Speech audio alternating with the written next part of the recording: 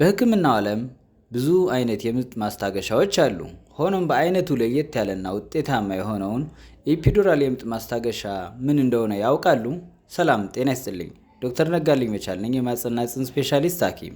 የኢፒዱራል ህመም ማስታገሻ በጀርባ አጥንቶች አከርካሪ ክፍተት በሚቀበር ቀጭን ቱቦ ተደርጎ የሚሰጥ የማስታገሻ አይነት ነው።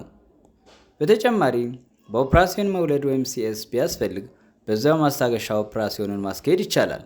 በምጥ ጊዜና ከምጥ በኋላ ያሉ ህመሞችን ይቀንሳል። ወደ እንግደ ልጅና ወደ ጽንሱ የሚደርሰውን የደም ዝውውር ያሻሽላል። ከወሊድ በኋላ የሚመጡ ድብርቶችን ይቀንሳል።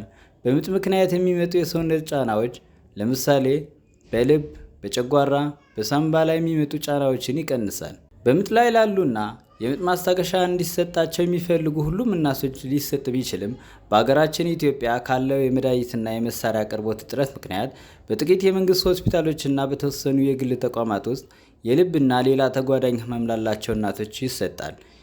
የደም ግፊት መውረድ፣ የሰውነት ማሳከክ፣ መጠነኛ የራስ ምታት፣ የጀርባ ህመም በቀላሉ የሚታከሙ የጎንዮሽ ጉዳቶቹ ናቸው።